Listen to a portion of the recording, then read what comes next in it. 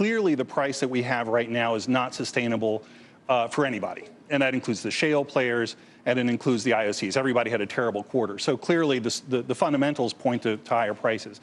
Now the question is, when does that happen? And that happens, we need to clear the markets first. So get rid of the overhang. I think we're pretty close to that. And then there's a question of how the market reacts to the excess inventories that we've built up. We believe that those are less than are generally thought, probably. Why? I'm sorry? Why do you think the excess inventories are less?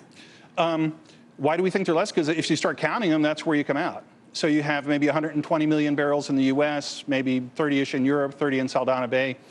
But a lot of those, for example, in the U.S., our consumption has gone up quite a bit, so that needs a little more working capital. We have a lot more in the way of pipeline and tank infrastructure, and that's going to take some as well. And that's true in some other parts of the world as well. Chinese consumption, for example, is going up pretty quickly.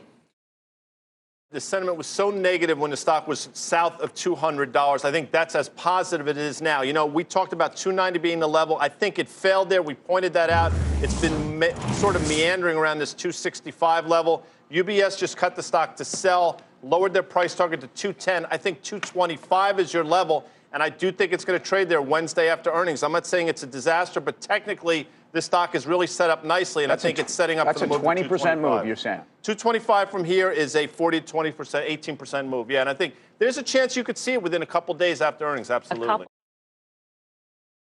This was a shocking print. It's the worst we've seen in 33 years. And interestingly, in the past, it's always been a lot more positive than what we've seen in our average hourly earnings. So the question mark becomes, and there's going to be much greater emphasis on next week's jobs report, and in particular, average hourly earnings. What does that tell us? Because usually ECI has been the more positive of the two readings, and we know that Janet Yellen is looking more holistically at the job market. It's not just about unemployment.